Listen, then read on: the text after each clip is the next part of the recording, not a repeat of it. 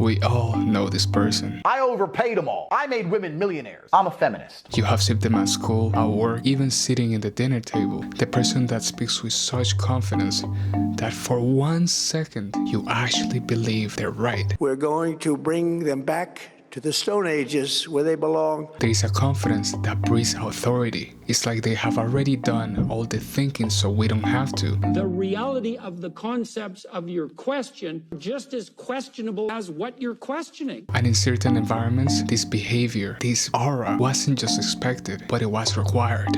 Some cultures actually raise this type of person in purpose. We could call it the parent who was never wrong, the elder whose word was final, the teacher whose textbook was the last word of the matter. And for a long time, this system actually worked because information at one point in time was limited and access was controlled. If you wanted to know something, you had to talk to the person who was an expert. Then something happened. The information age. And my kids got to go to the library to look up dinosaurs. Hey, we can take care of all that before we go. America Online can do all that? Suddenly, anyone without a phone could make a quick Google search and fact-check the people that consider themselves to be the experts. Suddenly, these people could be tested against thousands and thousands of sources. And it became clear very quickly that a lot of the information that had been previously passed down was incomplete, outdated, or sometimes completely wrong. The authority was real. The knowledge behind it, sometimes not. But here is where everything becomes interesting. Because you would think that more information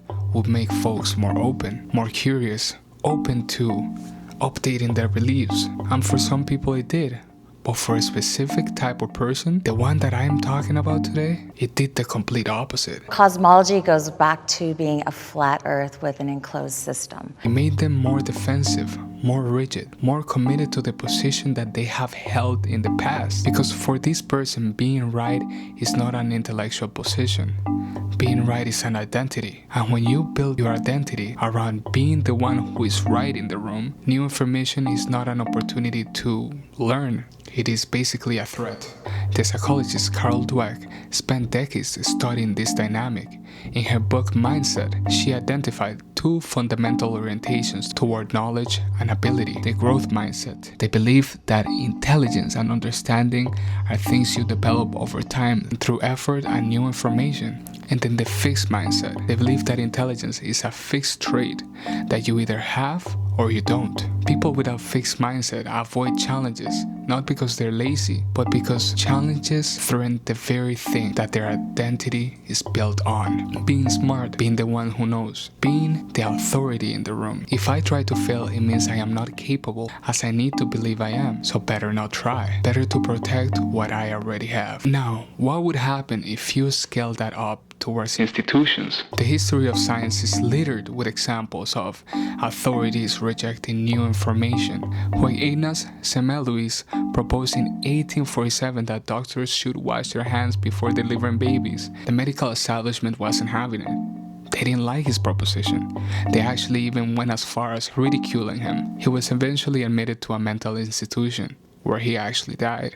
It took decades after his death for hand washing to actually become a standard, not because the evidence wasn't there, but because too many people had too much invested on the old model. Pretty much the same thing happened with Galileo, who confirmed through the telescope that the Earth orbited around the Sun, rather than the Sun orbited around the Earth. The Catholic Church did not like this. They put him under house arrest, and 9 years later he ended up passing away. Not because the evidence was wrong, because his evidence was right. And being right meant that centuries of institutional authority that had been built on this foundation did not hold up. This is not ancient history. This is human nature operating across time. There's a study that a lot of us have heard about that shows that when people are in the middle of an argument, even if they're presented with factual information that contradicts their point, they are unable to accept the new information. Not because they have evaluated it and found it that it was lacking, but because at that moment the goal is actually not truth. The goal is not losing. The psychologist Leon Festinger called this cognitive dissonance. and the discomfort that we feel when new information conflicts with something that we already believe. Now, he found that the most common human response is not to update your beliefs. It is to discredit the information, to find a reason why this new information cannot be trusted in order to protect the existing structure that we have built our reality on. This connects with the Dunning-Kruger Effect. The Dunning-Kruger Effect is essentially the finding that people with limited knowledge of a subject tend to dramatically overestimate their competence, while genuine experts tend to underestimate their beliefs. The person who knows the least about the topic is often the most certain, which means that the loudest voices in the room are typically the ones that are less equipped to be there. I think about Terrence Howard all the time when he appeared in the Joe Rogan podcast a couple of years ago. To 0 to -1.